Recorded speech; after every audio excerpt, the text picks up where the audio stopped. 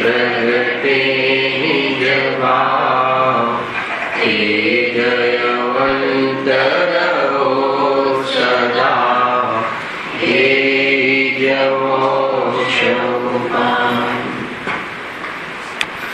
આ શ્રી મોક્ષ માર્ગ પ્રકાશક ગ્રંથ છે. બીજા અધિકાર પર આપણે સ્વાધ્યાય ચાલી રહી છે. એના અંતર્ગત નો કર્મ અને તેની પ્રવૃત્તિ, નો કર્મનું સ્વરૂપ અને તેની પ્રવૃત્તિ મુખ્ય રૂપથી બીજા અધિકારમાં કર્મરોગનું નિદાન કરાવ્યું છે.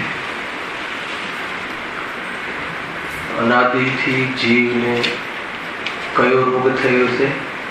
તો કર્મરૂપી રોગ. રોગમાં શું થાય? આકુલતા થાય.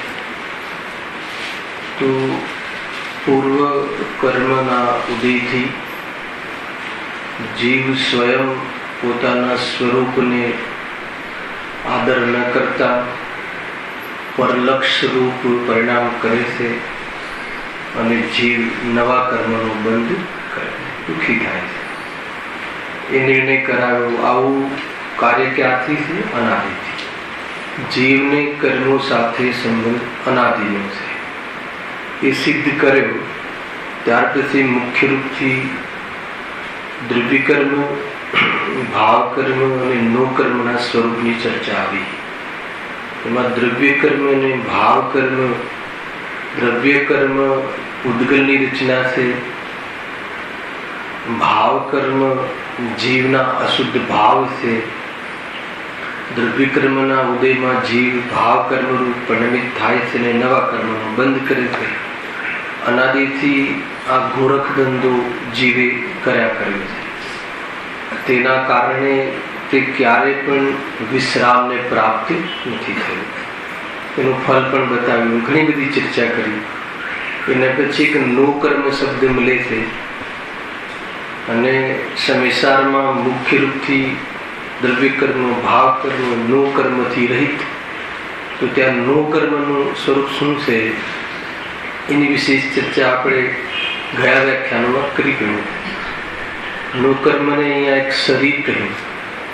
નામકર્મના ઉદયથી આત્માને જે શરીર મળે છે સંયોગમાં, એ નો કર્મ છે કે જે નોનો અર્થ ત્યાં કિંચિત લીધો, એ કિંચિત સુખ દુઃખનો કારણ છે.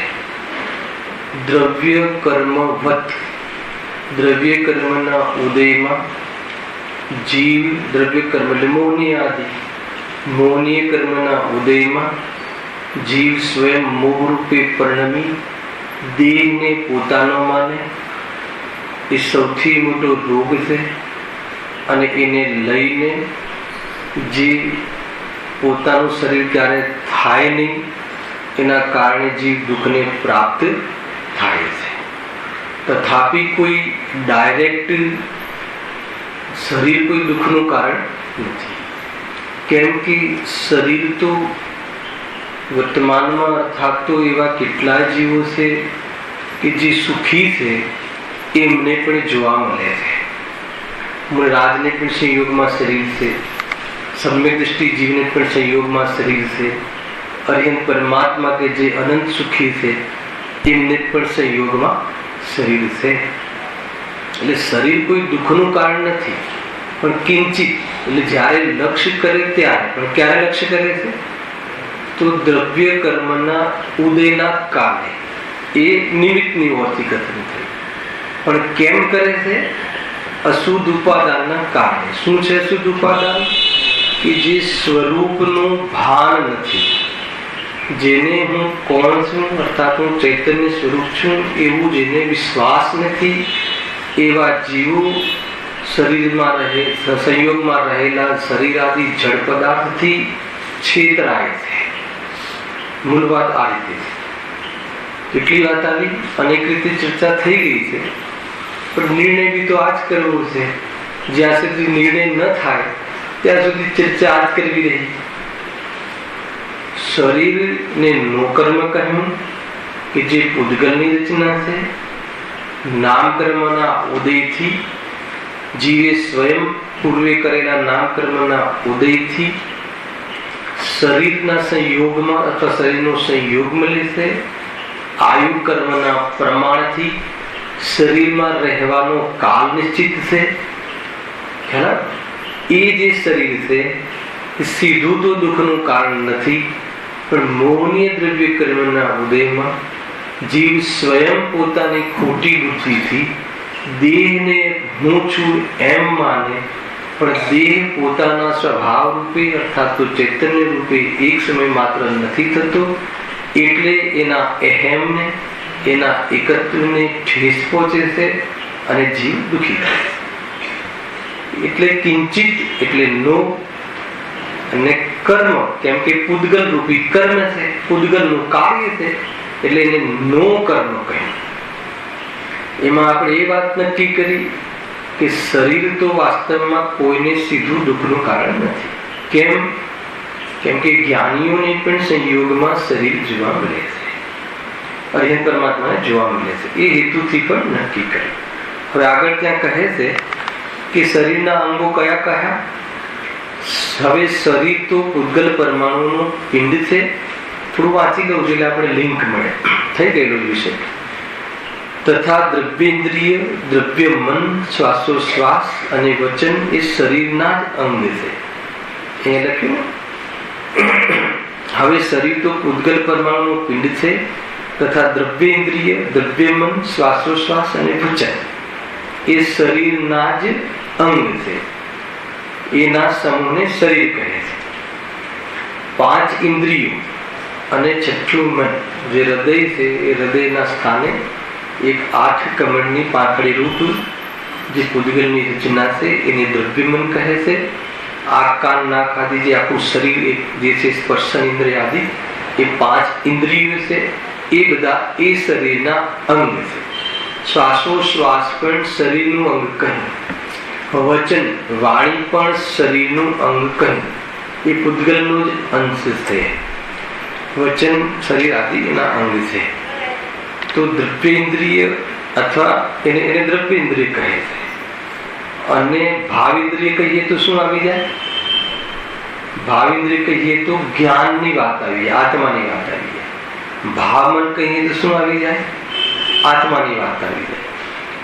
દ્રવ્યેન્દ્રિયના માધ્યમથી, ઇન્દ્રિયોના અવલંબનથી જે જીવને ખંડ રૂપ જ્ઞાન પ્રગટ થાય છે, અર્થાત તો એના માધ્યમથી જ્ઞાનનો વેપાર કરે છે. જે જ્ઞાન જ્ઞાયકમાંથી જ ઉત્પન્ન થાય છે, પણ ઇન્દ્રિયોનું માધ્યમ લેવાના કારણે એને ભાવ ઇન્દ્રિય કહે છે. ખ્યાલ? એ રીતે ભાવમન એટલે એવી જાતિનો જ્ઞાનનો વિકાસ કે હિતનો વિચાર કરી શકે. એ દ્રવ્યમનના અવલંબનથી એના એવી જાતિના જ્ઞાનનો જે વિકાસ સાધી છે એને ભાવમન કહે છે. તો દ્રવ્યેન્દ્રિય અને ભાવેન્દ્રિયની જ્યારે વાત આવે તો એ જ્ઞાનના ઉગાડની ઓરથી, જ્ઞાનના વિકાસની ઓરથી વાત છે. શ્વાસોશ્વાસ એ તો પૂતગલ છે, અને વચન એ શરીરના અંગ છે. તેથી એને પણ પૂતગલ પરમાણુના પિંડ જાણવા. એ પ્રમાણે શરીર તથા દ્રવ્ય કર્મ સંબંધ સહિત જીવને એક ક્ષેત્ર અવહારો બંધાન થાય છે. અહીંયા શું વિષય કયો ચાલે છે? નો કર્મનું સ્વરૂપ અને નો કર્મની પ્રવૃત્તિ. અર્થાત તો નો કર્મનું સ્વરૂપ અને એના માધ્યમથી આત્માની પ્રવૃત્તિ. પ્રવૃત્તિ કોની? આત્માની પ્રવૃત્તિ. આત્મા નો કર્મના માધ્યમથી શું કરે છે એ બધી ચર્ચાઓ આવવા પાડી. અથવા નો કર્મ એટલે શરીર અને આત્મા વચ્ચે કેવી રીતની રમતો રમાય છે. તો પહેલા શરીર અર્થાત નો કર્મનું સ્વરૂપ બતાવ્યું. પૂતગલનો પિંડ છે. 5 ઇન્દ્રિય, દ્રવ્યેન્દ્રિય, દ્રવ્ય મન, શ્વાસોશ્વાસ શરીર તેના અંગ છે. તે પણ પૂતગલ પરમાણુનો પિંડ છે. અને ત્યાં આત્મા ઉપજે છે. તો આત્મા અને આ શરીરને કયો સંબંધ છે? આધારાદી સંબંધ છે. કર્તા કર્મ સંબંધ છે. તાદાત્મ્ય સંબંધ છે. કયો સંબંધ છે? એક ક્ષેત્ર સંબંધ છે. આધાર આદિ સંબંધ નથી, કર્તા કર્મ સંબંધ નથી, નિત્ય તાદાત્મ્ય સંબંધ નથી, અનિત્ય તાદાત્મ્ય સંબંધ નથી. તો કયો સંબંધ છે? એક ક્ષેત્ર અવગાહ. અવગાહ અર્થાત તો સંશ્લેષ સંબંધ છે, અર્થાત તો પરસ્પર અવગાહ સંબંધ છે, અર્થાત તો સંયોગ સિદ્ધ સંબંધ. સંયોગ સિદ્ધ સંબંધમાં પણ કેટલો ડેપ્થ છે કે મકાનને અને શરીરને અથવા મકાનને અને આત્માને જેવો સંયોગ છે દૂરવર્તી, એવો સંબંધ નથી. નિકટવર્તી સંયોગ સિદ્ધ સંબંધને સંશ્લેષ સંબંધ અર્થાત તો અવગાહ સંબંધ કહે છે. જ્યાં જ્યાં આત્મા જાય ત્યાં ત્યાં શરીર જાય. ખ્યાલ? પૂરા ભવ પર્યંત એ જેટલો કાળ એ ભવમાં રહે છે ત્યાં આત્મા મંદિર જાય તો શરીર પણ મંદિર જાય. એટલે એવો સંબંધ છે કે બંને એક ક્ષેત્રમાં અવગાહ સંબંધ રહે છે. જ્યાં જ્યાં આત્માના પ્રદેશો છે ત્યાં ત્યાં શરીરના પ્રદેશો છે. જ્યાં જ્યાં ઘરના પ્રદેશો છે ત્યાં ત્યાં આત્માના પ્રદેશો નથી. એટલે ઘર તો ત્યાં રહે છે અને આત્મા આગળ જાય છે, પણ શરીરમાં એમ નથી બનતું. એ ભવ પર્યંત, એ જીવન પર્યંત. જ્યારે એ છોડી દે છે ત્યારે એના પ્રદેશો છૂટા થઈ જાય છે. બંને પ્રદેશો મળ્યા નથી પણ મળેલા દેખાય છે. એટલે એવું બંધાન છે. એટલે શરીર અને આત્માને કયો સંબંધ કહ્યું? એક ક્ષેત્ર પરસ્પર અવગાહ સંબંધ. આકાશની અપેક્ષાએ તો છ દ્રવ્ય એક ક્ષેત્રમાં રહેલા છે, પરંતુ શરીર ને આત્મા તો એક ક્ષેત્ર અવગાહ સંબંધ છે, પરસ્પર અવગાહ. આત્મા અને શરીરના પ્રદેશો જ્યાં જ્યાં આત્મા છે ત્યાં ત્યાં શરીર છે. શરીરની વાત ચાલે છે તો એવી રીતે એક સંબંધ થાય છે. સંબંધ એટલે સાથે રહેવાનો સંબંધ છે. એમાં એટલું કહેતા એની સાથે કોઈ સગાનો સંબંધ નથી, એની સાથે અપરત્વનો સંબંધ નથી, બંને એક થઈ ગયા હોય એવો સંબંધ નથી. જ્ઞાન અને આત્મા જેવો સંબંધ નથી. જ્ઞાન અને આત્માને કેવો સંબંધ છે? નિત્ય તાદાત્મ્ય, એક પડે છે. એ એક ક્ષેત્ર અવકાશ સંબંધ ના કહેવાય, પણ શરીર અને આત્માને કેવો સંબંધ છે? એક ક્ષેત્ર અવકાશ સંબંધ. એક ક્ષેત્ર અવકાશ સંબંધ કહેતા મોટું વ્યવસ્થિત વિજ્ઞાન આવી જાય છે. એક ક્ષેત્રમાં રહે છે. એક મકાનમાં માળી પણ રહેતો હોય, સોની પણ રહેતો હોય, આપણે પણ રહેતા હોઈએ, તો બંને સ્વતંત્ર છે કે નહીં? બંનેના સુખ દુઃખ સાથે લેવા દેવા ખરું કે નહીં? એક જ મકાનમાં ઉપર સોની રહેતો હોય, માળી રહેતો હોય, બીજું કોઈ વ્યક્તિ રહેતો હોય, તો આપણે કઈ લેવા દેવા ખરું કે નહીં? તો એક ક્ષેત્રમાં શરીર અને આત્મા રહે એમાં શું તકલીફ છે? કોઈ તકલીફ નથી. એટલે શરીર સીધું દુઃખનું કારણ કે સુખનું કારણ નથી. ખ્યાલમાં આવે છે? કેમ કે પડોશમાં કોઈ રહેતું હોય, એના ઘરે મરણનો પ્રસંગ પણ આવે તો પણ આપણા ઘરે જે પણ કાંઈ થતું હોય બધું થાય છે. કોઈ દુઃખની વાત હોતી નથી. બરાબર છે? ખેર દુનિયાને દેખાડવા માટે એ દિવસે પત્રિકા ન લખીએ એ બધી વાત જુદી, પરંતુ કોઈ દુઃખની વાત હોય છે કે નહીં? નથી. એમ સંયોગમાં શરીર રહે તો પણ આત્મા કેવલ જ્ઞાનને લઈ લેશે, તો પણ આત્મા ડાયરેક્ટ આત્માના પ્રદેશોથી જાણવાની ચૈતન્ય શક્તિ પ્રગટ કરી લેશે. ભલે જ્યારે શરીરના સંયોગમાં ઉત્પન્ન થયો ત્યારે આંખ આદિના માધ્યમથી જાણવાની પ્રવૃત્તિ કરતો જ આત્મા એ જ એના અવલંબનને છોડી સંપૂર્ણપણે પોતાનામાં એકાગ્ર થઈ અને આત્માના પ્રદેશોથી ત્રિકાલવર્તી પદાર્થોને જાણવાની શક્તિ પ્રગટ કરી લેશે.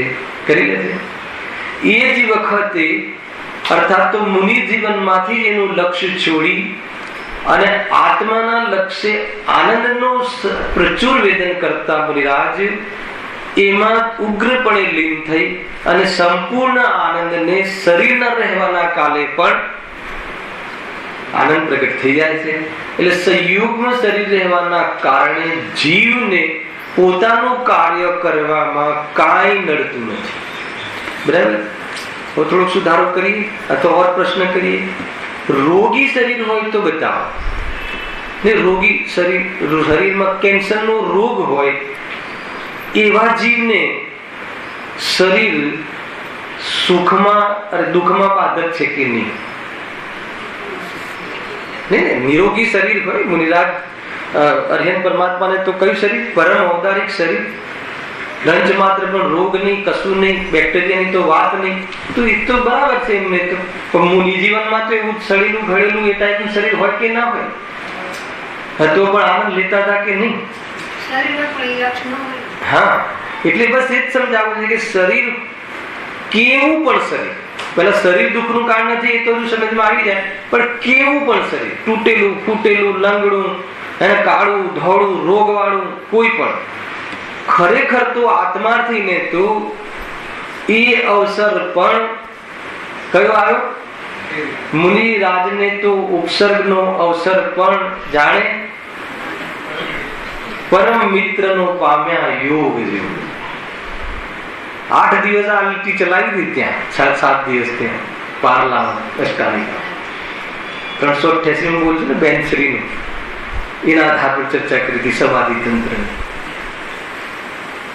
એટલે આત્માથી ને, જ્ઞાનની વાત નથી કરતો, આત્માથી ને પણ સંસારની દરેક સ્થિતિ જોઈને પોતાનામાં જવાની જ પ્રેરણા મળે છે. શરીર રોગ વાળું હોય તો ભેદ જ્ઞાન કરવામાં ઓર સુલભ પડે, હે ને? એ તો તીવ્ર દીર્ઘ જ્ઞાની છે કે શરીરમાં રોગ હોય તો એમ સમજે કે સુખી ના થવાય ને ધર્મ ના થાય. અરે શરીરમાં રોગ આદિ હોય તો ઓર અસારતા ભાષિત થાય. અરે શરીરનું તો આવું અશુચિપણું સ્વરૂપ જ છે એમ કરીને એના પરથી મોહ તૂટે, તીવ્ર મોહ ઢીલો પડે.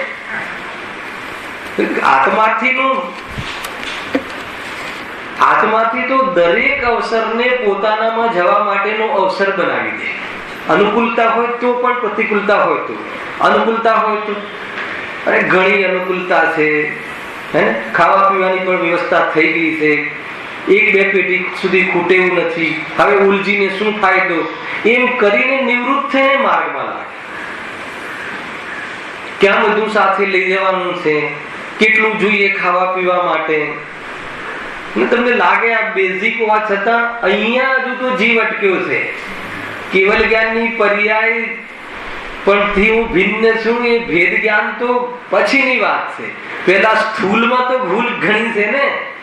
એટલે પ્રવચન સર આદિમાં છે પર્યાય સમય જે કહ્યું ને પરમુઢા, એ કઈ પર્યાય લીધી ત્યાં? અસમાન જાતિ. હજુ તો આ પર્યાયથી ભેદ જ્ઞાન, દેહ આદિથી જુદું છું ત્યાં હજુ તો એને વર્તાતું નથી. ત્યાં હું કેવલ જ્ઞાનની એક સમયની પર્યાયથી હું ભિન્ન છું ને એ બધા ભેદ જ્ઞાનની વાત તો હજુ સ્થૂલમાં ભૂલ પડી છે ને. એકદમ સ્થૂલમાં ખબર પડે, જૈની ના હોય એને ખબર પડે કે આ ચાલુ જાય છે ને આ આત્મા જતું રહે છે ને શરીર પડી રહે છે. એવી ભૂલોમાં તો હજી ભૂલ આપણે માંથી તો હજુ માનવા તૈયાર થયા નથી. એટલે આ વાત વારંવાર લીધી ગુરુદેવે કે દેહથી ભિન્ન, દેહથી ભિન્ન. અને પછી જૈનીઓ ક્યાં અટક્યા છે? થોડા શાસ્ત્ર વાળા જેવું દેહ શાસ્ત્ર ગુણની પૂજા હોય તો બીજો એ ઇન્જેક્શન આપતા રહ્યા. દયા દાન વ્રત આદિના ભાવો એ આત્માનો સ્વભાવ નથી. પછી જયારે ઓર ઊંચું વિજ્ઞાનની વાત આવી ત્યારે એક કેવલ જ્ઞાનની પર્યાય સાક્ષી ભાવ પણ એટલું પડતું નથી. અપ્રમત્ત સાથી, અપ્રમત્ત તો સાદી અનંતકાળ છે, તું તો અનાદિ અનંત. પછી એનાથી ભેદ જ્ઞાન કરાવ્યું. એક જ ભેદ જ્ઞાનના કાળમાં બધું ભેદ જ્ઞાન થઈ જાય છે. આ તો સમજવાનો ક્રમ છે, પણ પેલા મૂળ ભૂલ છે એકદમ સ્થૂલમાં ખ્યાલ આવે કે નહીં. તો એટલા માટે આ દેહથી વાત કરાવે. કયો દેહ દુઃખમાં નિમિત્ત કે દેહ સુખમાં નિમિત્ત બનતો જ નથી. એની ગેરસમજ જે છે એ જ દુઃખ અને સુખમાં નિમિત્ત બને. ગેરસમજ દૂર થઈ જાય તો સુખી થઈ જાય, ગેરસમજ રહે તો દુઃખી રહે. શું ગેરસમજ થઈ ગઈ છે? એ છઠાની પંક્તિ, દેહ ઉપજતા હું ઉપજ્યો ને દેહ જતા હું મર્યો. બસ એકદમ સિમ્પલ છે. સુખી થવા માટે વાસ્તવમાં કોઈ અઘરો માર્ગ નથી. આ કે બહુ મોટા શાસ્ત્રના જાણકાર કે એવું કઈ થવું, બસ આટલો જ તો નહીં કરવું. હવે દેહને જ કેમ લીધો? કે દેહના પછી બધું ચાલુ થાય. દેહને પોતાનો માનીએ એટલે દેહના નિમિત્તથી પછી જે પણ કોઈ દેહના સગા અને દેહ માટે દેહના હિસાબે પત્ની કરીને પછી દેહ જ્યાંથી જેના નિમિત્તથી જન્મે માતા પિતાને પછી બધું જે છે એ બધી આખી લંગર ઝંઝાળ લાંબી ચાલુ થઈ જાય. સમજવા જેવું છે. જીવન છે ટૂંકું ને ઝંઝાળ છે લાંબી. સમજવા જેવું છે. જો શું કહે છે, જે શરીરના જન્મ એક ક્ષેત્ર અવકાશ સંબંધી વાત ચાલે છે કે એક ક્ષેત્રમાં રહે છે, બસ એક ક્ષેત્રમાં રહે તો આપણને શું પ્રોબ્લેમ છે? કઈ નહીં. આધાર આધે સંબંધ પણ નથી, કર્તા કર્મ સંબંધ પણ નથી કે શરીરને મારે કંઈ કરવું પડે અને હું એનો કર્તા કે શરીર કરતા ને હું એનું કર્મ, એવું સ્વરૂપ નથી. આત્માને જાણવા માટે ઇન્દ્રિયોને સરખી રાખવી પડે એવું જરૂરી નથી. ઉપરથી ઇન્દ્રિયોનો મોહ છોડી દે. ઇન્દ્રિયો એટલે શું હિતેશભાઈ? દ્રવ્યેન્દ્રિય શું? શરીરના અંગ. હમણાં જ ભણે દ્રવ્ય ઇન્દ્રિય અને દ્રવ્ય મન શું છે? શરીરના અંગ છે. અને શરીર એ પૂતગલ પિંડનું બનેલું છે. આ પૂતગલની રચના છે. માત્ર એટલી વાત ખ્યાલમાં આવે છે કે આત્મા અને આવું શરીર બે એક સાથે પરસ્પર અહવા સંબંધ રૂપે રહે છે, પણ બંને વચ્ચે કોઈ કર્તા કર્મ કે કોઈ પણ જાતનો સંબંધ નથી. એટલે પરસ્પર એક ક્ષેત્ર અહવા સંબંધનો અર્થ એ થઈ ગયો કે બંને વચ્ચે કોઈ સંબંધ નથી. હવે જયારે તમને કોઈ લીટી ગુરુદેવના પ્રવચનમાં કે વિદ્વાનના પ્રવચનમાં આવે ને કે શરીર અને આત્મા વચ્ચે પરસ્પર એક ક્ષેત્ર અવગા સંબંધ છે, તો એમાં શું ભાવ ઉછળે કે અરે એક ક્ષેત્ર અવગા એટલે એની સાથે બીજો કર્તા કર્માદિનો સંબંધ નથી. કેલા જીવની એક એક પલ શરીરના માટે કરવા માટે જે વેડફાઈ રહી છે, જોઈ લેજો. સવારથી ઉઠીને બ્રશથી લઈને બધું જ શરીરમાં સંભાળવું જોઈએ કે ના સંભાળવું જોઈએ? જેટલા પણ જતા રહ્યા એમને સંભાળ્યું હતું કે નતું સંભાળ્યું? જતા રહ્યા કે નથી જતા રહ્યા? સદેહ દેહના કાલમાં કેવલ જ્ઞાન પ્રાપ્ત કરી લીધું એવા ભગવાન મહાવીર પણ દેહ સહિત અત્યારે ક્યાં છે? એ ક્યાં છે? પરમ ઉદારિક શરીર સફેદ ખૂન વાળું જે પણ જે અત્યારે ક્યાં છે? એટલે નથી ને અત્યારે શરીર તો શરીર સહિત વાળી વસ્તુ શરીર ગયું ને, તો કોઈએ ધ્યાન રાખ્યું એનું વધારે ટક્યું અથવા પરમેનન્ટ અમર રહ્યું એવું એક વ્યક્તિ હતો બતાવો. એનો અર્થ એ થઈ ગયો કે આપણે ઉપયોગને ખોટી જગ્યાએ નોકરીએ લગાવી દીધું છે. હે ને? લગાવે છે કે નહીં? એ તો એ છે કેટલી મોટી ભૂલ થઈ ગઈ છે ને થઈ રહી છે. જે સુખનો માર્ગ સ્વાધ્યાય આદિ આપણને એટલું તો ખ્યાલ આવે છે કે શાસ્ત્રના માધ્યમથી સુખી થવાની વાત આવી રહી છે, અને જે બાકીના કાર્યો છે ત્યાં તો સુખી થવાની વાત જ નથી. તો આપણું વધારે પડતું જીવન કઈ વાગ્યું? ટાઈમની માધ્યમથી નહીં સમજતા, માત્ર ટાઈમની માધ્યમથી નહીં, પ્રાયોરિટીની માધ્યમથી. તમારી દૃષ્ટિમાં પ્રાયોરિટી કઈ વાગી? ઉદયગત કોઈને રહેવાનું થાય એ વાત છોડી દો, પણ પ્રાયોરિટી કઈ બાજુની છે એ વાત મુખ્ય.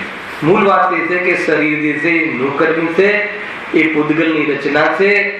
નોકર્મનો અર્થ કર્યો આપણે, અને એમાં શરીર સાથે શું પ્રવૃત્તિ, આત્માની પ્રવૃત્તિ શરીર સાથે શું છે હવે બતાવે છે કે એમાં પહેલું બતાવ્યું કે બંને વચ્ચે એક ક્ષેત્ર અવગા સંબંધ છે. થઈ ગયેલો છે આ વિષય, ફરીથી રિપીટ કરીએ.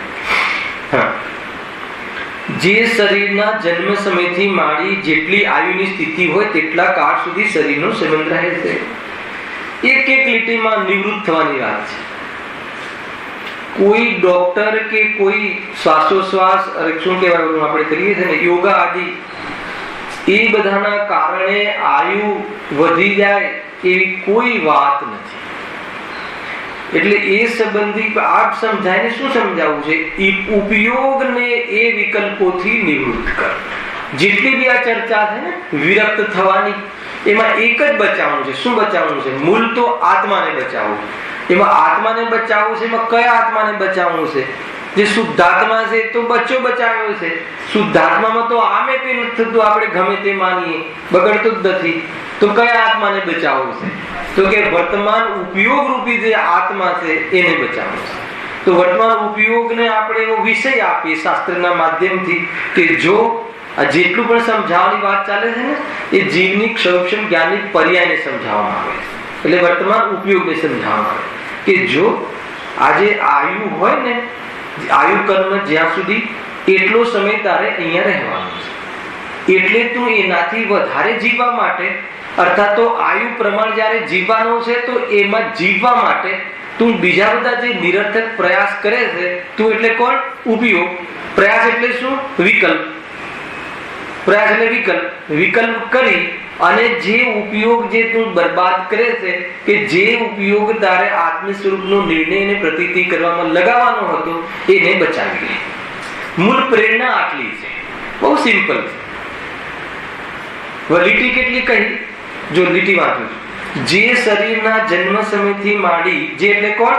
પેલું સંબંધ, એક ક્ષેત્ર અવગા. જે શરીરના જન્મ સમયથી માંડી જેટલી આયુની સ્થિતિ હોય તેટલા કાળ સુધી શરીરનું સિદ્ધ રહે છે. બરાબર છે? તો પછી એમાં બીજું બધું કાંઈ નહીં. પછી આયુ પર બીજું બધું કાંઈ નહીં. બીજું બધું એટલે રોટલા આદિ, વસ્ત્ર આદિ, મકાન આદિ, એ બધા માટે પછી મહેનત કરવી, એને લઈને આપણે ટકીએ. અચ્છા, ટકીએ છે તો જરા એવું જીવન માટે સમજો મારે જે કહેવું છે. કઈ વાતો નહીં, એટલું માની લીધું કે આયુ પ્રમાણ રહીએ છીએ, પણ જેટલો કાળ રહીએ છીએ એટલો કાળ જરા વ્યવસ્થિત આપણા ગ્રેડેડ, આપણા સ્ટેટસને આપણને શોભે. સમજો શું કેવું થાય? હવે આ બીજો પ્રશ્ન, ત્યારે યુવા વર્ગમાં આ પ્રશ્ન થાય ને. બોરીવલીમાં જે રવિવારનો ક્લાસ છે ને એમાં ભાવનાબેને બહુ ચલાવેલું આ સ્ટેટસ સંબંધી. કે એકદમ યુવા વર્ગ આવે છે, વાત તમારી બરાબર, એવી માની લઈએ કે આયુ પ્રમાણ બરાબર છે, પણ પછી એટલું જે જીવન રહે એ જીવનમાં જરા આમ સ્ટેટસ થી રહે કોઈ એ રીતે. એમ એનો અર્થ એ થઈ ગયો કે નિરાજનું જે સ્ટેટસ છે એ સ્ટેટસ નથી, વગર ઘરનું ને વગર વસ્ત્રનું ને. ખ્યાલ એ જેને બધા આપણા બાપ દાદાઓ બી નમતા હતા મુનિરાજોને. ગુરુદેવ પણ નમસ્કાર મળી જાય તો કે હું સાષ્ટાંગ નમસ્કાર કરું, એવી ભાવના. ખ્યાલ આવે કે પોંદુરના જંગલમાં યાદ કર્યા હતા ને, મજા આવી ગઈ. આપણને જંગલ દેખાય તો વાઘ યાદ આવે, અને મુનિરાજને જંગલ ગુરુદેવને જંગલ દેખાય તો ક્યાં મુનિરાજ બેઠા હશે, કયા ઝાડ નીચે હશે, ક્યાં વસતા હશે, ક્યાંથી નીકળતા હશે, હમણાં અહીંયાથી આવશે. અને આપણને જંગલ દેખાય તો શું યાદ આવે? વાઘ સિંહ તો નહીં હોય ને, કેટલા જાનવર હશે. આપણને જાનવર જોવાનો વિકલ્પ આવે અને ગુરુદેવને જીન જોવાનો, જીનવર જોવાનો ભાવ આવે. જીન એટલે સમ્યક દ્રષ્ટિ, જીનવર એટલે મુનિરાજ, અને જીન વૃષભ એટલે તીર્થંકર. ખ્યાલ આવે છે કે અંતર કેટલું અંતર પડે છે કે? તો જ્યાં અહીંયા કેવી સ્ટેટસ, અરે એ તો એ પણ શું કરી લીધું, એ પણ બધું કર્મ પ્રમાણ છે. તો અહીંયા તો આ જ્યારે વાત આવે તો કઈ દિશામાં જવાનું? કે વાત સાચી છે, હું મારું જીવન જે આ જીવન છે, આ પ્રાણ 10 પ્રાણ રૂપ, એ આયુ કર્મના પ્રમાણમાં છે. એનો અર્થ એ થઈ ગયો કે એના માટે મારે કોઈ સ્વતંત્ર કોઈ મજૂરી કરવાની જરૂર નથી. સ્વતંત્ર મજૂરી એટલે શું? એના મારે એટલે શું? મારે એટલે ઉપયોગ.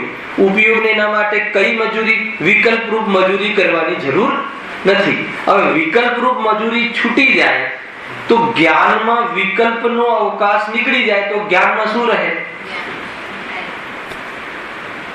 આ સાદા સાદા વેદ જ્ઞાનમાં પણ આટલી વાતો છે. બાળબુદ્ધ ભાગનો એક એ પહેલા ભાગનો બચ્ચું હોય ને એને પણ સમજાયું છે. ગુરુદેવ કહે કે 8 વર્ષની બાલિકા હોય ને એને પણ આ વાત ખ્યાલમાં. બાલિકા કહે કે જે ભવે રાજરૂપ પુરુષાર્થ કરવાની સામર્થ્ય નથી રાખતો એવો જીવ પણ આત્મદર્શન કરીને મોક્ષ માર્ગનું મંગલાચરણ કરી શકે, એ બાલિકા માટે કહેતા. ખ્યાલમાં આવે છે કે ચૈતન્યનું વીર્ય સ્ફુરાયમાન થવું જોઈએ. આ વીર્યને બાળવા જેવું નથી. 5 ઇન્દ્રિયોના વિષયોમાં ચૈતન્યના વીર્યને જલાવી દેવા જેવું નથી. ચૈતન્ય શક્તિ જરા જો એનું વીર્ય સ્ફુરાયમાન થાય તો એને પ્રચંડ એ જ્ઞાન જ્યોતિનો અનુભવ થાય. પ્રચંડ એટલે શું? પ્રચંડ એટલે મહાન, કે આખી દુનિયામાં એક પરમાણુ માત્ર. આજે આપણને એક આપણો એક ભાગમાં એક રૂમ આવતી હોય તો, અથવા તો એક રૂમ આપણા ભાગમાં શું યાત્રાએ જતા હોઈએ અને આપણને એલોટ કરી હોય એવી એક રૂમ આપણા ભાગમાં આવતી હોય તો એને છોડવાનો કે એના પાછળ એટલો ભાવ રહે છે. ને જે વ્યક્તિ વિશ્વની તમામ પૂતગલ જળ વૈભવને દ્રષ્ટિમાંથી સેકન્ડમાં ઉતારી દઈને, ખ્યાલ આવે છે ને, દ્રષ્ટિમાં સમય માત્રમાં ઉતારી દઈને અને પરિણામ સ્વરૂપમાં લીન કરીને સંપૂર્ણ જળ પદાર્થોથી નિવૃત્ત થઈ જાય એવા મુનિરાજનું કેટલું બલ હશે એ વીર્ય કહેવાય. અને આપણે 100, 125 જણ, 200 જણ જતા હોઈએ અને એક રૂમ એલોટ કરી તો પણ કેવું થાય છે કે આ રૂમ જાણે બીજાને ન આપી દે તો સારું, જલ્દી જલ્દી બેગો મૂકી દો, જલ્દી આથી. અને આપણે તો એવું કશું થયું નતું, આ તો જસ્ટ કલ્પના. મુક્ષુમાં હવે એવું બધું જોવા નથી મળતું. એટલી તો ત્યાં એટલી ભાવનાઓ જોવા મળે છે કે ભાઈ પહેલા બીજાને મળે, પહેલા બધાને મળી જાય, બધાને મળી જાય, એવી ભાવનાઓ તો હવે વાત જ નથી રહી. તત્વ સાંભળવા વાળા જીવોને આવી જાતિની વિશુદ્ધિ તો આવી જ જાય. પહેલા જે યાત્રાઓ કરતા ત્યારે આવું તો બહુ થતું. તો કહે છે કે કેવું સ્વરૂપ છે, તો કેટલી મહાનતા કે જેને શરીર આદિ પ્રત્યે પણ નિવૃત્તિ થવાનો ભાવ આવે. અહીંયા એટલું જ કહે ભાઈ આયુ પ્રમાણ છે ને, તો હવે એમાં વિકલ્પો હંમેશા ધ્યાન રાખવું કે શું બચાવવાનું છે, ઉપયોગ. હવે આ જે પ્રયોગ છે ને એ ગમે ત્યાં, માનો ઓફિસમાં બેઠા હોઈએ તો વગર ફોગટનો ઉપયોગ નહીં બગાડો. હવે એક નોકર છે, કામ કરી રહ્યો છે, બધું કરી રહ્યું છે, આપણે એને કીધું છે કે 5 વાગે તારા સ્ટેટમેન્ટ આપી દેજે, પછી તો પણ ઉભા થઈને એમાં હસ્તક્ષેપ કરવાનો, શું બગડે? ઉપયોગ. ત્યાં પણ ઉપયોગ બચી જાય તો ઉપયોગ આત્માર્થીને જાય ક્યાં? આ રમણતામાં માનસ તૈયાર થાય. સમજવા જેવું એવું દરેક તમે ઘરમાં લગાડી શકો. વહુ આવી છે, ટ્રેન થઈ ગઈ છે, રસોઈ બનાવે છે, થોડુંક મીઠું વધારે પડી ગયું તો પણ શું, ઓછું રહ્યું તો પણ શું, ઉપયોગીમાં કઈ બગાડવા જેવો વિશેષ છે નહીં. ખ્યાલ આવે કે નહીં? બસ એનું જે પહેલા જેની શુદ્ધતા કેટલી હોવી જોઈએ એ બધી ટ્રેનિંગ તો આપી દીધી છે. જોવાનો ભાવ આવે તો એ અપેક્ષાએ જોઈ લેવું. બાકી ઉપયોગને શું કરવું? બચાવી. ઉપયોગને બચાવી લીધો એ જ સૌથી મોટું કામ છે. અને એ જ ઉપયોગ આપણી સાથે આવવાનો છે. અને એ જ ઉપયોગની કલા અનંત કાલ માટેના સુખને લઈ આવવા વાળી છે. તમે સમજો. વારંવાર જે હું આ ટોનથી ચર્ચા કરું છું ને આ ગાદી એટલા માટે કે ક્યાંથી શરૂઆત કરવી. બે વાત છે ને, કયા શાસ્ત્રથી શરૂઆત કરવી અને ક્યાંથી શરૂઆત કરવી. હવે શાસ્ત્ર તો કોઈ બી હોય, હવે આ સભામાં શાસ્ત્રનું શું લિસ્ટ આપે, આ રીતે શરૂઆત કરવી. જ્યાં જે બી હોય, ઉદયગત કોઈને જે પ્રકારના બહારમાં ઉદય, નોકરી આદિ, વેપાર આદિ જે પણ કોઈ આવ્યા હોય એની અંદર જેવી રીતે જેટલો ઉપયોગથી બચાય.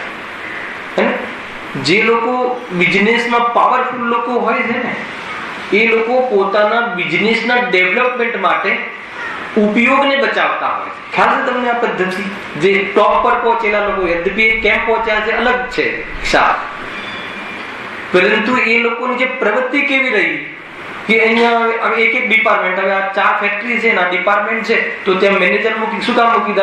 એક મેનેજરને 50,000 રૂપિયા. એના કરતા એ પોતે જ સંભાળે તો 2 લાખ તો એમ બચી જાય. હવે ખ્યાલ આવે શું કામ? કે ત્યાં એ 50,000 ની કિંમતનો ફાયદો છે એટલો, એવો મારો ઉપયોગ એનાથી કિંમતી છે. કેમ કે હું મારો ઉપયોગ એનાથી આગળ લગાવીશ તો મને 2 કરોડનો ફાયદો થાય. હવે વધતા જાઓ, 2 કરોડ, 100 કરોડ, 1000 કરોડ, અનંત નહીં આવે. અનંતનો ફાયદો કરવો હોય તો બધે મેનેજરો મૂકી દેવા. ખ્યાલ આવે કે નહીં? આ પ્રેક્ટિસ કરવા જેવી છે. ઉપયોગને બચાવો. આપણે તો કોઈ જગ્યાએ કઈ મૂકીને નહીં, સીધું તત્વ મળ્યું ને, સીધું તત્વ. બોલો પુણ્ય પર ભરોસો છે ને? હા, ભરોસો છે. પાપ પર ભરોસો છે ને? પાપ પર ભરોસો. પાપના ઉદયમાં કાંઈ ફરક નથી પડવાનો, ભલે બધા મિત્રો આવીને બચાવે. પુણ્યના ઉદયમાં બધા શત્રુઓ આવીને કઈ બગાડવાના નથી. ભરોસો છે ને? તો બાકીના જે વિકલ્પો કરવા કેવા છે? નિરર્થક છે. તો શું બચાવ્યું? ઉપયોગ નહીં બચાવ્યું.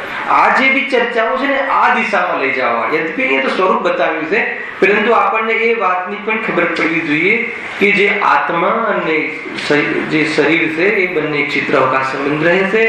આયુ પ્રમાણ આત્માનું ત્યાં રહેવું થાય છે, એટલા માટે તું ત્યાં રહેવામાં અને ત્યાં કોઈ જે એનાથી વધારે રહેવામાં, થોડીક વધારે ઊંડા શ્વાસ લઈએ તો સેકન્ડ વધે આયુષ્ય. એકવાર પેપરમાં વાંચ્યું હતું, જો એટલા આ રીતે શ્વાસોશ્વાસ લઈએ તો એનું આયુષ્ય આટલી સેકન્ડ વધે છે. ગજબ છે. તો આયુષ્ય વધે ખરું? તો કે એ બધું સંભવ નથી. તો અહીંયા કહ્યું કે નક્કી કરી દીધું. તો હવે મરણનો ભય બતાવ્યો કે જીવન જીવવાની સ્વતંત્રતા બતાવી દીધી. અરે તું શાંતિથી જીવી લે, હવે તું મરવાનો ભય છોડી દે.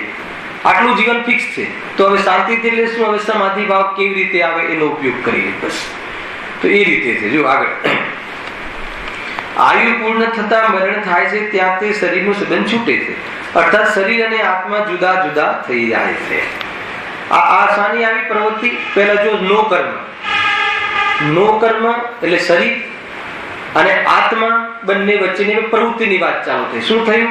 આત્મા એ શરીર સાથે આયુ હોય ત્યાં સુધી રહે છે. આયુ પૂર્ણ થતા બંને જુદા જુદા થઈ જાય છે. કેમ જુદા જુદા થઈ જાય છે? કે જુદા જુદા હતા, પણ કેવા હતા? એક ક્ષેત્રમાં રહેતા. આયુ બધું ત્યાં ત્યાં એક નતા થઈ ગયા. હવે જે એક નતા થઈ ગયા એમાં મારા પણ કઈ રીતે થાય? એ રીતે જો આગળ, આયુ અર્થાત શરીર અને આત્મા જુદા જુદા થઈ જાય છે. વળી તેના અનંતર સમયમાં વા બીજા ત્રીજા ચોથા સમયમાં જીવ કર્મના ઉદયના નિમિત્તથી નવીન શરીર ધારણ કરે છે. પછી પાછું શું કરે છે? અચ્છા, શરીર છૂટી ગયું પછી સંસાર સમાપ્ત થઈ ગયો કે જીવ સમાપ્ત થઈ ગયો? આયુ પૂર્ણ થતા જીવ અને આત્મા બે જુદા થઈ ગયા. હવે જીવ અને આત્મા બે જુદા જુદા થઈ ગયા એટલે સંસાર સમાપ્ત થઈ ગયો હોવો જોઈએ, કાં તો જીવ સમાપ્ત થઈ ગયો હોવો જોઈએ. બંનેમાંથી શું સમાપ્ત થઈ ગયું? એક કે ત્રીજી લીટીમાં લખ્યું ને કે પાછું તરત જ એક સમય, બે સમય, ત્રણ સમય કે ચાર સમય, મેક્સિમમ 4 સમયમાં બીજા શરીરને ધારણ કરે છે. જે નિર્વાણને પ્રાપ્ત થયા એમને બીજું શરીર ધારણ થતું નથી. જે અંતિમ ભગવાન મહાવીરનું નિર્વાણ જે સાથે લીધું હતું, જેના પછી જીવ પાછો જન્મ હોય એને મરણ કહેવાય. જેના પછી જન્મ ના હોય એને નિર્વાણ કહેવાય. સમાધિ પૂર્વક દેહને છોડે એને મૃત્યુ મહોત્સવ કહેવાય. ભલે પછી એક બે ભોવાળું શરીર હોય તો હોય. કેટલું સરસ વાત છે. સમાધિ પૂર્વક શરીરને છોડે. સમાધિ લીધું તો આપણે પાર્લામાં લાસ્ટ ગુરુવારે બી રાત્રે લીધું. સમાધિ દિન હતું ને ગુરુદેવ નું, ત્યાં સમાધિ દિન. સમાધિ ભાવ, શાંત ભાવમાં રહી અને દેહ છૂટતો જો એનું નામ સમાધિ દિન. હવે સમાધિ મરણ. તો સમાધિ ભાવ શાંત રહીને દેહને છૂટતો કોણ જોઈ શકે? કે જેને પોતાના ચતુષ્ટયમાં, પોતાના જ્ઞાયક ભાવમાં દેહનો અભાવ દેખાય, પોતાના ક્ષેત્રમાં દેહ દેખાય જ નહીં, છે જ નહીં, એ જીવને સંયોગમાંથી કોઈ જતું હોય તો શું વાંધો? આટલી સભા બેઠી છે, પાછળથી એક ભાઈ ઉભા થઈને જતા રહે, એમાં પણ શું તકલીફ? કે ભાઈ આવે તો શું તકલીફ? એમ આત્માના સંયોગમાંથી કોઈ શરીર જતું રહે અને પછી બીજાને આવવું હોય તો આવે, એમાં આત્માને શું? તો એવી જાતિની અંદરમાં જેને વિશ્વાસ અને પોતાનું એડ્રેસ મળી ગયું હોય, પોતાનું ઘર જેને મળી ગયું હોય, એ જીવને બહારના ઘરમાં કાંઈ થાય તો શું થાય? એટલું સરળ સરળ છે. એ ભારે ભાષા તો નથી ને, શાસ્ત્રીય ભાષા એટલી ભારે તો છે. એ અહીંયા કહે છે. જો તો શું શાનો અભાવ થઈ ગયો? કાં તો જીવનો અભાવ થઈ ગયો. જીવનો અભાવ થઈ ગયો માનીએ તો શું કે થઈ ગયો? મિથ્યા દૃષ્ટિ. અને સંસારનો અભાવ કેમ નથી થયો? કેમ કે 2, 3, 4 સમયમાં પાછું એક શરીર મળે છે. અને કાર્બન શરીર તો સાથે જ. આ ઔદારિક શરીર 4 સમયની અંદર આ ઔદારિક શરીર ત્યાં મળી જાય છે. હા, અનંતર સમયમાં બીજા, ત્રીજા, ચોથા સમયમાં જીવ કર્મ ઉદયના નિમિત્તથી એક વસ્તુ આમ સટીક કર્મ ઉદયના નિમિત્તથી, એમાં પણ નિમિત્ત પણ બીજું કોઈ નહીં. નિમિત્ત પણ કર્મ ઉદય. એ કયું કર્મ પાછું? એ દ્રવ્ય કર્મ. દ્રવ્ય કર્મના ઉદયથી, નામ કર્મના ઉદયથી કેવા પ્રકારના શરીરમાં, નામ કર્મમાં ગતિ આદિ ભેદ છે ને, 3. કઈ ગતિમાં કયું શરીર, કયા આકારનું, કેટલું સહનન વાળું, કેટલું ઘોરું, કેટલું કાળું, કેટલા ફૂટનું, કેટલું મોટું, કેટલું બધું જ એવો કારીગર છે નામ કર્મ તો. એ તમારા ખૂણે ખૂણો એક વસ્તુનું માપ, કેટલી તીક્ષ્ણ નાકની ટોચ, કેટલું બધું જ એમ 100% આખું જે એનું ચિત્ર બનાવી દે નામ કર્મના નિમિત્તથી પૂતગલની રચના થઈ જાય છે.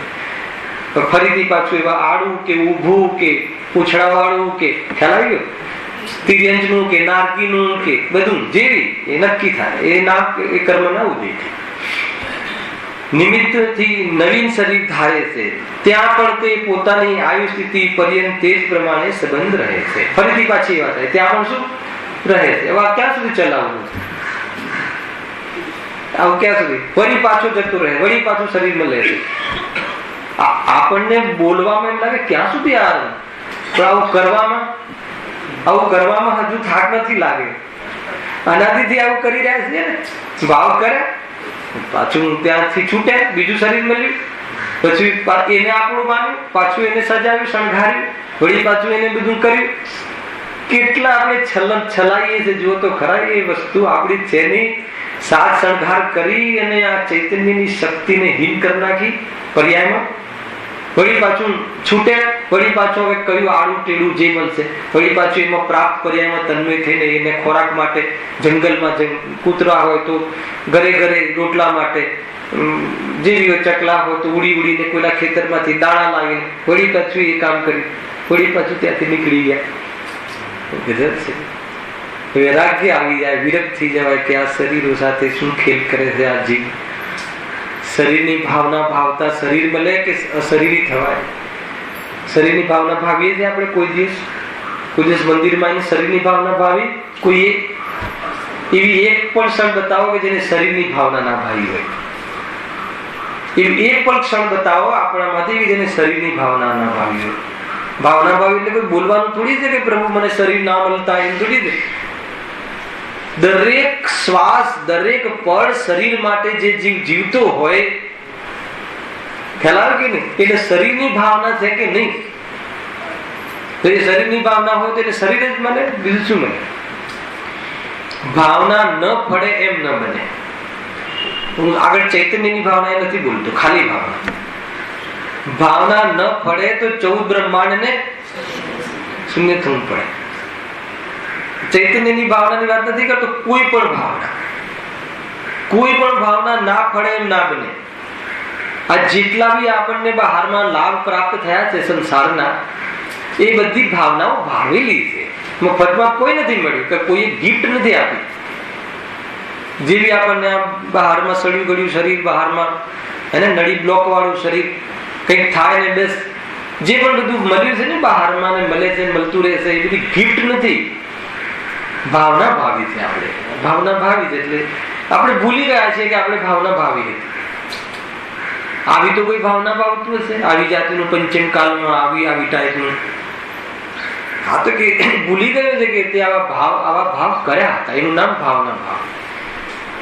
વગર ભાવે મળ્યું છે આ બધું. એટલે બેન્સીનો એક શબ્દ છે, શું છે ખબર છે? બંધ સમય ચેત, ઉદય સમય સોચ. આ વાત મુખ્ય છે.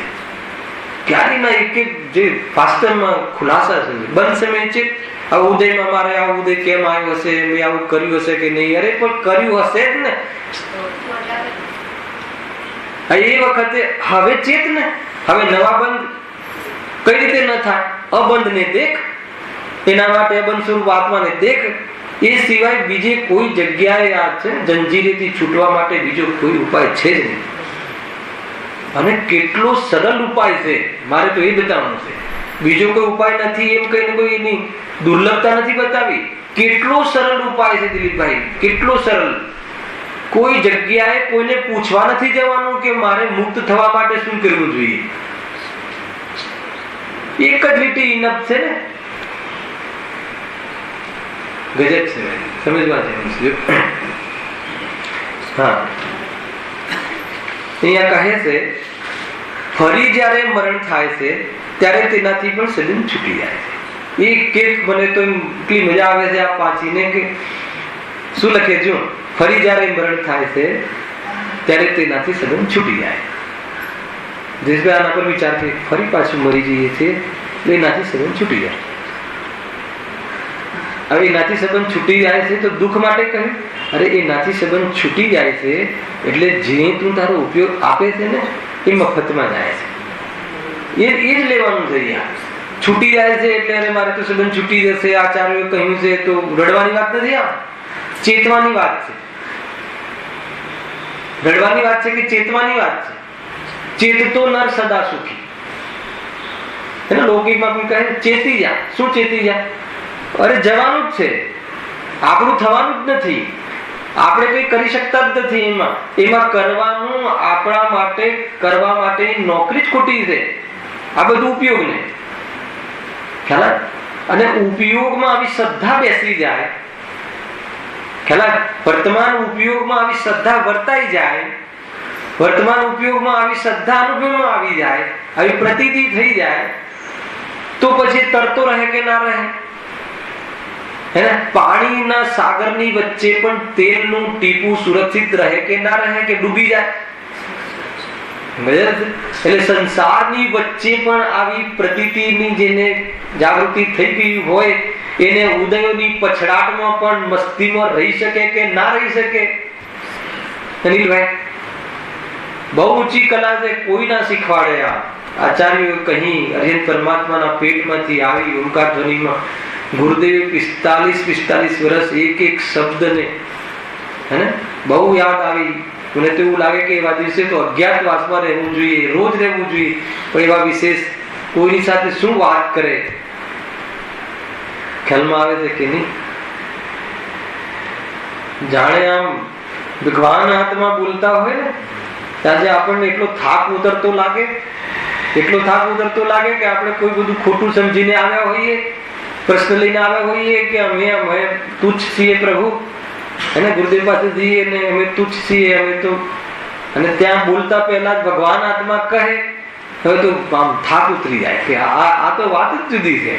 ભૂલાઈ જાય બધા દુખડા, દુઃખ ભૂલાઈ જાય. એવું થાય કે ન થાય?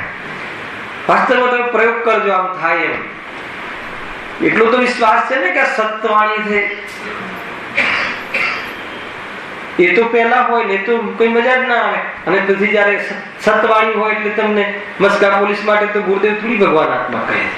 ભગવાન આત્મા કહે કે હું તો એમ લઈને આવ્યો હતો કે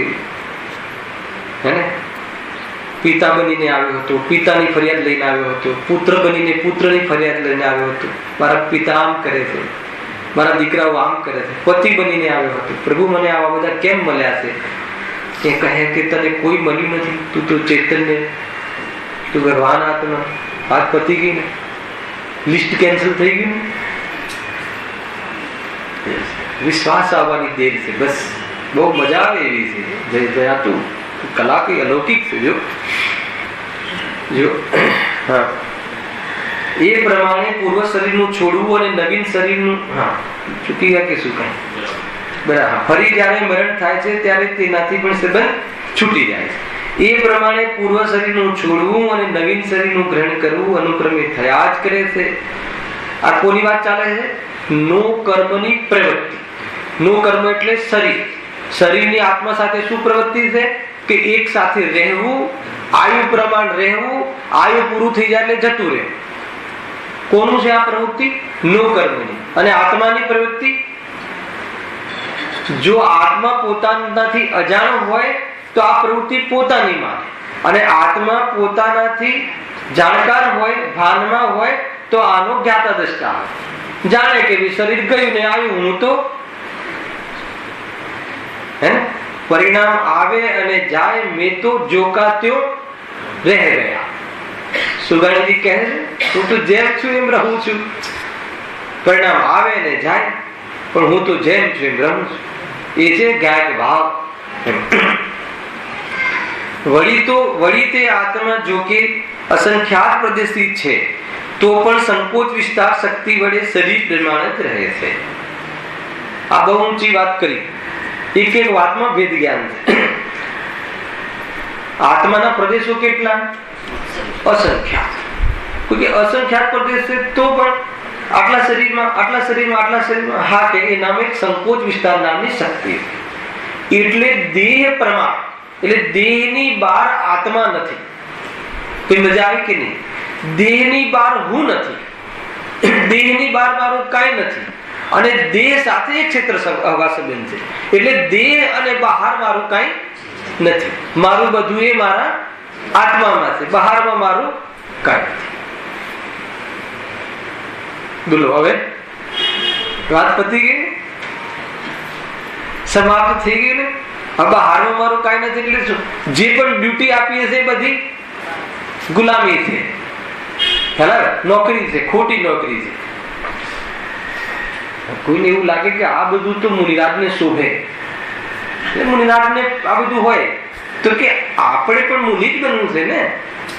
મુનિ બનવા માટે છે કે ઘરમાં રહીને તમને મોક્ષ જોઈએ એવું કોઈ શાસ્ત્ર છે?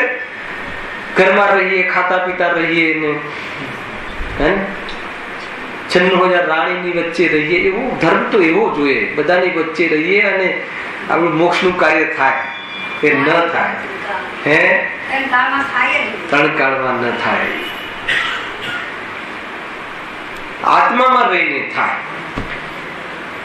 આત્મામાં રહે ને બહારની જરૂર ના પડે. જરૂર ના પડે એટલે કર્મ પરમાણુ બી અણસમજુ કર્મ પરમાણુ પણ સમજી જાય છે કે આ નથી અમારું કઈ કામ નથી, આપણે બીજો ગ્રાહક શોધી. ખ્યાલ આવે કે નહીં? ગજબ છે. કોઈનું કઈ કામ નથી અહીંયા. વાત આટલી છે ભાઈ. જો હા, એ પ્રમાણે પૂર્વ શરીરનું છોડવું અને નવીન શરીરનું ગ્રહણ કરવું અનુક્રમે થયા જ કરી છે. વળી તે આત્મા જો કે અસંખ્યાત પ્રદેશી છે, તો પણ સંકોચ વિસ્તાર શક્તિ વડે શરીર પ્રમાણે જ રહે છે. વિશેષ એટલું કે સમુદ્ઘાત થતા શરીરથી બહાર પણ આત્માના પ્રદેશો ફેલાયા છે, તથા અંતરાલ સમયમાં પૂર્વ શરીર છોડ્યું હતું તેના પ્રમાણરૂપ રહે છે. આ વાત બી થઈ ગઈ હતી. શું કહે છે કે એટલું, કોઈ કહે કે નહીં આત્માના પ્રદેશો, જો આ સિદ્ધાંત કથનનું છે. કોઈ કહે કે નહીં આત્માના પ્રદેશો સમુદ્ઘાત વખતે બહાર આવે છે ને. પહેલા શું કહ્યું? દેહ પ્રમાણ રહે. પણ સમુદ્ઘાત વખતે ક્યારેક જીવના પરિણામો નું નિમિત્તપણું પામીને અને તીવ્ર એવા વેદના થાય ત્યારે, અર્થાત એવા તીવ્ર આકાંક્ષા થાય ત્યારે બની શકે કોઈ જીવને એવું નિમિત્તપણું પામીને જે નેક્સ્ટ ભાવમાં જ્યાં જવાનું હોય ત્યાં આત્માના પ્રદેશો ફેલાય, સમુદ્ઘાત થઈ અને મરણ સમુદ્ઘાત થાય ત્યારે. દરેકને થાય એવું જરૂર નથી. તો નેક્સ્ટ જે ભાવમાં જવાનું હોય તે ઘર ચેક કરી આવે કે અહીંયા મારે આવવાનું છે. ખ્યાલ આવે કે નહીં? જો ઘણા જીવ છે ને મરણ સમયે રડતા હોય અને ઘણા જીવ હસતા હોય. આ કોઈને સમુદ્ઘાત થાય જોઈ આવે કે નહીં આપણું પ્રોપર રહે તો ખુશ રહે, અને એવી ગતિમાં જવાનું જોઈને આવે તો એ વખતે જ રડવાનું. ખ્યાલ આવે કે નહીં? આપણને એમ ખ્યાલ આવે ઘણી વખત કોઈ છેલ્લા લાસ્ટમાં જીવ, અને ઘણી વખત તો એ જાણે આમ જવાનું હોય ને તો બધું આમ છોકરાઓને સમજાવતો હોય ને કે તું બરાબર રહેજે, આમ કરજે, અને પછી બીજા દિવસ ના રહે તો એમ લાગે કે આને અણસાર આવી ગયો હશે કે શું હશે. એ બધું આપણે અનુમાન કરીએ છીએ કે નથી કરતા. સમુદ્ઘાત અલગ વસ્તુ. સમુદ્ઘાત દરેકને નથી થતો. મરણ સમુદ્ઘાત અનેક કેવલી સમુદ્ઘાત છે. એની સ્થિતિ સરખી કરવા માટે કર્મોની સમુદ્ઘાત કરી આવે છે. કેવલીને કોઈ જીવ એવો હોય કે 70 વર્ષનું આયુષ્ય હોય પણ બીજા કર્મોની સ્થિતિ વધારે હોય, હવે એના પછી તો એનું બીજું જીવન જ નથી, તો એ કર્મો તો ખરવા જોઈએ. તો સમુદ્ઘાત થાય છે અને જેટલી આયુની સ્થિતિ હોય છે એટલી બધા કર્મોની સ્થિતિ થઈ જાય, એક સાથે નીકળી જાય. આમાં આત્માએ શું કર્યું? આ બધું કરવામાં, સમુદ્ઘાત કરવામાં કેવલીએ શું કર્યું? એ તો આપણામાં રહ્યા, પોતાનામાં રહ્યા, મજામાં રહ્યા, ને બહાર બધું ઓટોમેટિક. રંચ માત્ર પર ચિંતા નહીં કરતા કે હું અર્યંત બનીશ તો પછી કોણ સમોશન લગાવશે ને કોણ કરશે, થાય એવી ચિંતા. બધું જ થઈ જશે. હે ને આપણે ક્યાં જઈએ તો ત્યાં શાસ્ત્ર હશે કે નહીં, આ હશે કે નહીં, બધા અરે પ્રવચન કરવાનું આપણું કામ છે ને, એવો ભાવ છે. બાકી બધી વ્યવસ્થા થઈ જશે. ખ્યાલ આવે કે નહીં? એવી રીતે સમોશરણની કોઈ ચિંતા થોડી હોય છે. એ તો બધું ઓટોમેટિક પુણ્યના બધા જે અતિશય હોય છે થયા રાખે છે, એમાં કોઈ રસ હોતો નથી જ્ઞાનીઓને. હા, વિશેષા વળી એ શરીરના અંગભૂત દ્રવ્યેન્દ્રિય અને મન તેની સહાયથી જીવને જાણપણાની પ્રવૃત્તિ થાય છે, તથા શરીરની અવસ્થા અનુસાર મોહના ઉદયથી જીવ સુખી દુઃખી થાય છે. અહીંયા આવ્યા હતા આપણે લાસ્ટ. બરાબર છે ને દાયેશભાઈ? આટલે સુધી ભલે પેલા ચર્ચા કરી હતી, પણ આજે અનેક અનેક કન્સેપ્ટ આવ્યા. જેટલી વાર કહીએ કાંઈ ને કાંઈ જીનવાણી અઘાત છે, અને મૂળ જીનવાણી ગમે એટલી અઘાત હોય પણ પ્રયોજન એક છે. જીનવાણી અનેક અપેક્ષાઓથી કહે પણ નિરપેક્ષ થવા માટે કહે. એ વાત હૃદયમાં રાખવી. ચાહે શરીર વાળો કહે કે ચાહે શરીર વગરનો કહે, બંને અપેક્ષાઓ શરીરથી નિરપેક્ષ થવા માટે.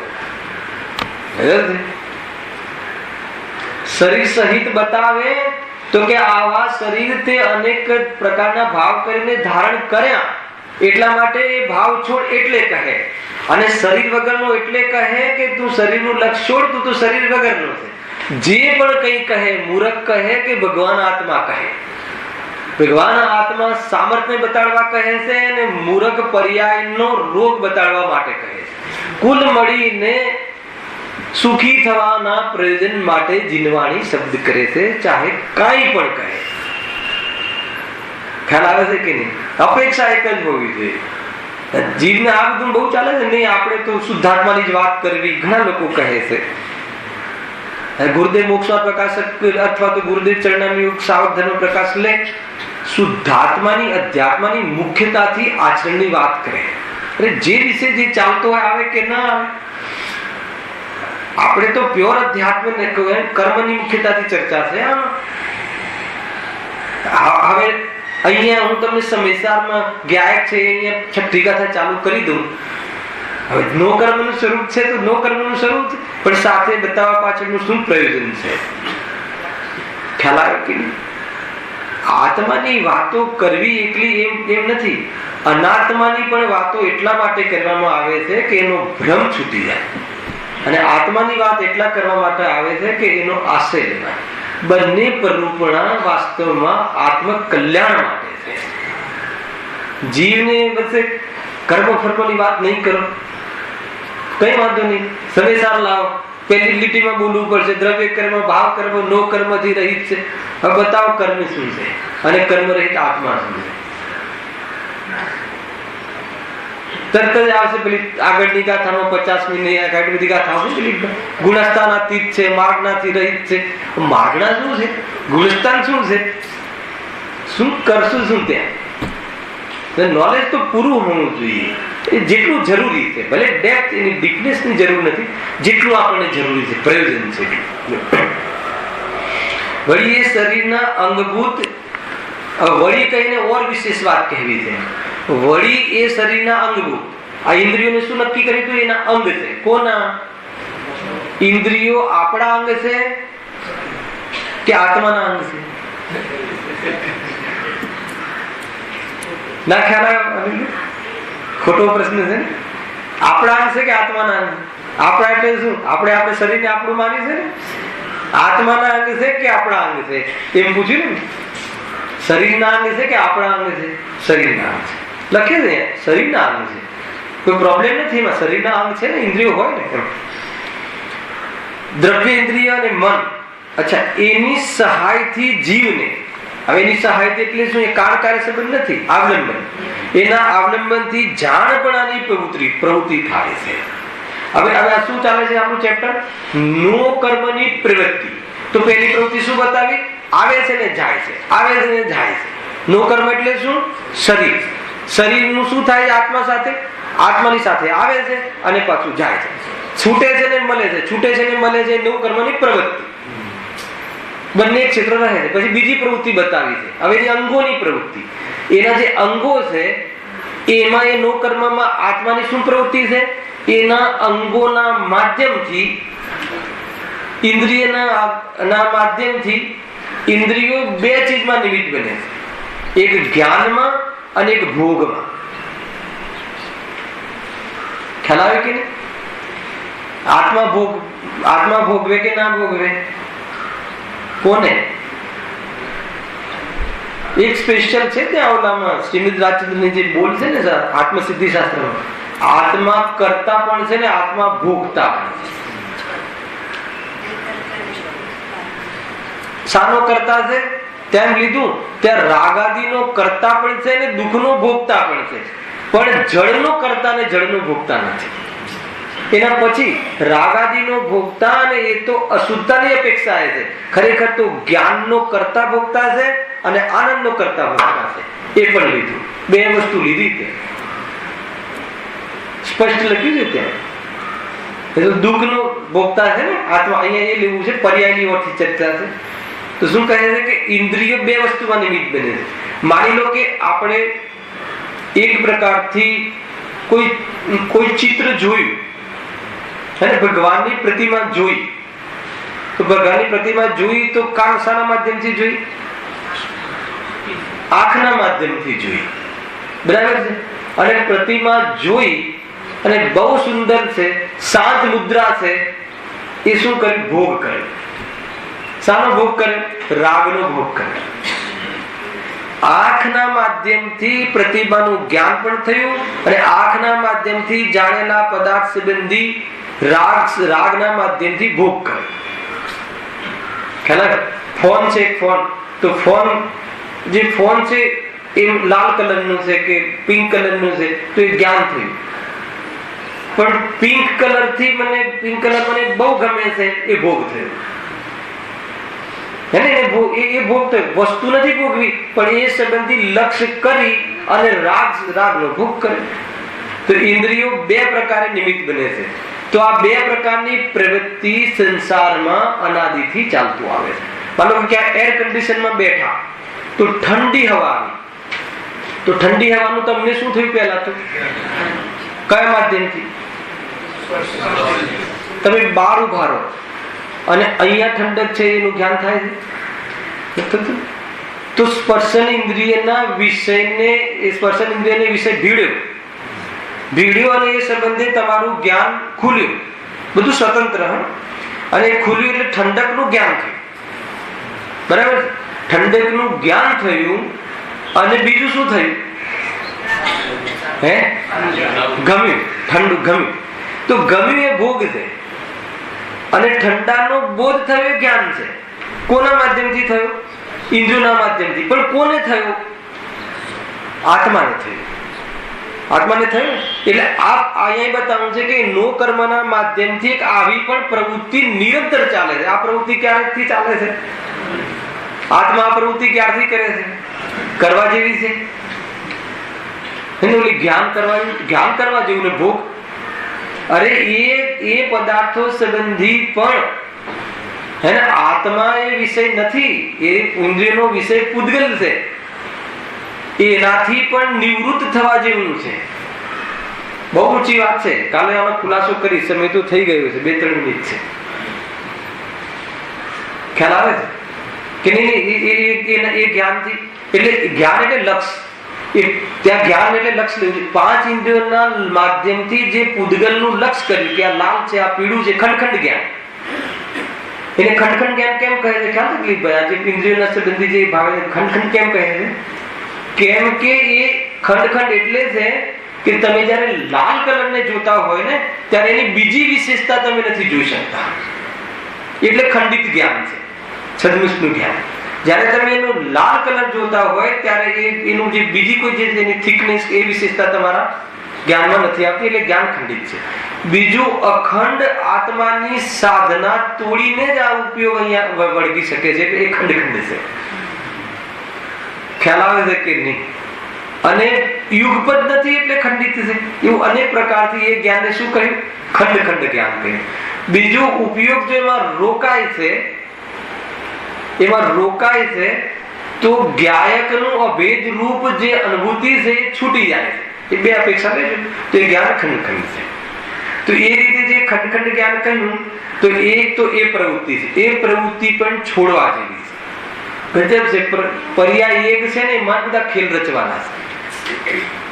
આ પર્યાય એક જ છે ખંડ ખંડ જ્ઞાન, અને એમાં જ આની દ્રષ્ટિ છોડવાની છે. જે વખતે લાલ કલર દેખાય છે એ જેમાં જણાયું એ જ્ઞાયક છે એની દ્રષ્ટિ થઈ જાય તો એ જ ખંડ ખંડ જ્ઞાન આત્મજ્ઞાન કહેવાશે. એ જ ક્ષમ જ્ઞાન મતિ જ્ઞાનની ઉપાધિઓ મટી અને આત્મજ્ઞાન કહેવાશે. કાલે આ વિશે હું ખોલીશ થોડો. આ બહુ ઇમ્પોર્ટન્ટ વિષય છે. સમજમાં આવે છે કે નહીં? કુલ મળીને 5 ઇન્દ્રિયોના માધ્યમથી અત્યારે વાત તમે ડિપોઝિટમાં રાખો. અહીંયા એ લેવું છે કે અત્યાર સુધી શું કરે છે આત્મા? નો કર્મ સાથે પ્રવૃત્તિ કઈ કરે છે કે આ જ ઇન્દ્રિયોના માધ્યમથી હે ને પર પદાર્થોને અથવા જે પૂતગલ પદાર્થોને જાણવાનું પ્રવૃત્તિ કરે છે. જાણવાનું પ્રવૃત્તિ કરે છે દોષ નથી, હે ને? પણ એમાં જે પરાધીનતા મહેસૂસ કરે છે એક તો એ દોષ છે. બીજું કે એ જે જાણવા વાળા પદાર્થોમાં ભોગના ભાવ સાથે કરે છે. ભોગના ભાવ સાથે કરે છે. આપણે કોઈ બગીચો જોવા જઈએ છીએ તો કઈ ઈચ્છાથી જઈએ છીએ? હે ને? એમાં આનંદ માણવા માટે જઈએ છીએ. તો જોવાનું કામ બી થાય છે અને જોવા પાછળનો ઉદ્દેશ આનંદ માનવાનો છે. એટલે એ પર પદાર્થોને જોવાનું કાર્ય ઇન્દ્રિયોના માધ્યમથી અને એ જ ઇન્દ્રિયોથી જાણેલા માધ્યમથી આંખના વિષયોમાં રસ લેવો, એ બે કામ એ પાંચે ઇન્દ્રિયો સંબંધી આ પ્રવૃત્તિ આ નો કર્મને લઈને અથવા નો કર્મના સહાયથી જીવ અનંતકાલ એવી પ્રવૃત્તિ કરે છે. એને લાભ માને છે, એને કર્તવ્ય માને છે. એટલે આ શરીરને આ 5 ઇન્દ્રિયોને હુષ્ટ રાખવા માટે બધું જ કરી છૂટે છે. કેમ કરે છે? આ જીવાને સરખું રાખો કે આ બે પ્રવૃત્તિ છે ને, આ બે પ્રવૃત્તિમાં એને રસ પડે છે, કર્તવ્ય લાગે છે, એમાં લાભ માને છે કે જે બંને બંધનું કારણ છે, દુઃખનું કારણ છે. હે ને? પરલક્ષ વાળા જ્ઞાનની વાત છે. જ્ઞાન બંધનું કારણ નથી, એમાં પરલક્ષ જે છે ને એ બંધનું કારણ છે. તો આ રીતે આ નો કર્મની પ્રવૃત્તિ કહી. ઓર બી આગળ બહુ સરસ વિષય આવવાનો છે એ ચર્ચા. સહજાનંદી અવિનાશી આત્મ સ્વરૂપ સહજાનંદી શુદ્ધ સ્વરૂપી અવિનાશી